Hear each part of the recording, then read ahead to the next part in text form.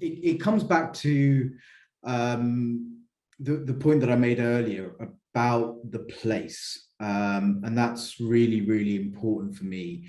It's about not just what goes into the ground and the legal agreements that sit off to the side of it. So for me, I'll give you a really interesting example, something that I happened before I became leader, but certainly I was on the council at the time, and that was a development in Feltham North ward at the Sparrow Farm estate. Now, that estate, by way of background, those that don't know it, is in a very deprived area.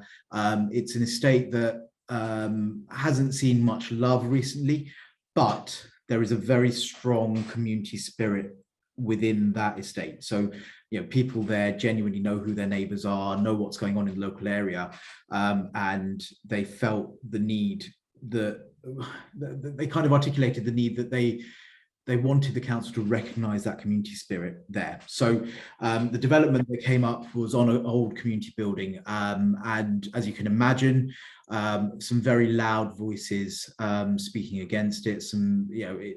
I remember the planning committee. I was on the planning committee at the time. Very, very tough meeting. Lots of heated opinions, lots of anger that we were getting rid of what in essence was an existing community hub, even though it wasn't really, because it was falling apart, and replacing it with flats and a community space there. So, in terms of that place, we realized very early on that actually those with the loudest voices we would hear, and we needed to listen to them. It's always important to listen to them, but there was a body of people there, and our community outreach team kind of told us that just would not engage. They would not engage through the formal process that you would expect, that sort of set piece, public exhibition, and maybe a meeting with some questions. They just weren't engaging. So actually we went out there. We went out there to those local people, went door to door, and asked for not what they wanted to see for that development, but what they wanted to see for their estate, and what it meant to them to live on Sparrow Farm. And that gave us fantastic insight. And this is all pre-pandemic, by the way. So, we hadn't developed a lot of our community solution stuff yet. So this is early work. But through that, we were able to identify that people wanted a community space that was available for all. They felt that those with the loudest voice were dominating the current community space, and actually it wasn't inclusive for the whole estate, and it wasn't a place where they could go. Plus, they felt that their estate hadn't been loved enough, and that kind of informed the planning application that went in for those housing, and the community centre that was also on the same site.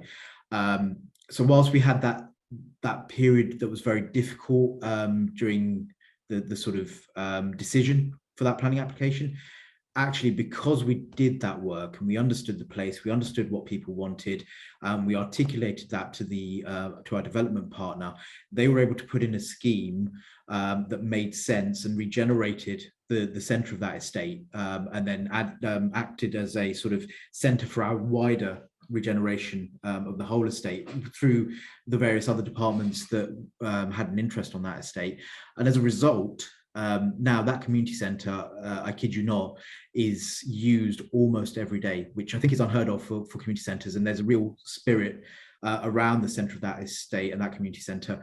And the community feel like they've got something that they wanted on the estate that they love. And I think that's a really good example of good development and how you work with your partners. Funnily enough, we've got a webinar coming up. I think it's not until September, on making use of full use of community centres and other public facilities. How councils can kind of go about doing that, and what the benefits are in terms of resilience. The lessons that you've learnt there in Feltham North, how are you making sure that those are sort of translated to what we mentioned earlier, the pledge for a £300 million investment in Hounslow's council estates? It's actually at the centre of what we do. So, we talk a lot about community solutions, and it's about that piece around the council coming to residents rather than residents going to the council. And so the learning from Sparrow Farm really informed actually another scheme that I'm really proud of, because it sits in my ward, on the Convent Way estate, which is again a very tired estate, a huge estate. I mean, when I have to canvass it's the biggest headache I have during canvassing season, because it is just so vast. Yeah, well, yeah, pack lunch and yeah, a massage afterwards. Yeah, we use that learning around place and engaged with them really early, and the key here is engaging with people early. So it's, you know, the planning application is the real sort of end of the process, and there's a lot that goes in beforehand. So we had a dedicated team, first of all, on estate regeneration. There were 2 estates. There was Convent Way and Carlton House in Brentford as well.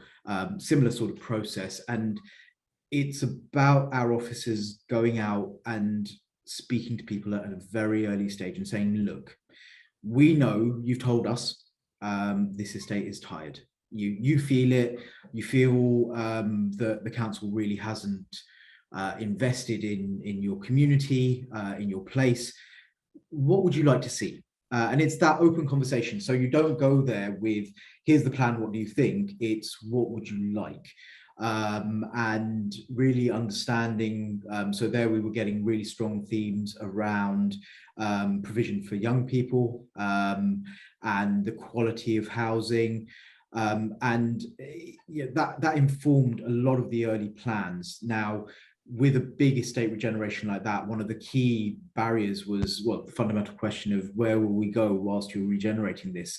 So, you know, on that estate, we're going to not build the first block, move people from the nearest block into it, then knock that down and work down the estate. And eventually we will increase the amount of housing, both social and private, on that estate. But we were very clear about that, and we were very clear about articulating what the community had asked us for and how we were actually going to deliver that. Now, that estate regeneration went to ballot, and some of the figures that we got from that were absolutely amazing because of that engagement. So I think we got 90% participation in the ballot. Sorry, no, 80% participation. And of that 80% participation, 90% were in favour of the regeneration. Now, if I got figures like that for my election, I'd be over the moon. I'd probably stand for MP, but that's a different point. So you might not be here. You might be in Russia.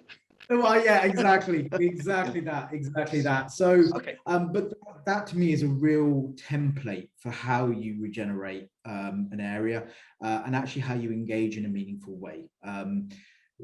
I think, you know, the message I would give, and I don't mean this in a sort of harsh way to those in your audience, is that all too often residents tell us that developers came and talked to us, but it was a set piece, you know, public exhibition, and we had some chats, but we don't really feel like our requests, our asks, our aspirations were taken into consideration in the final plans. And often it's those ones that generate the most noise and actually mask the fact that we have some really good development partnerships in the borough that deliver some real good, and we want to harness that moving forward.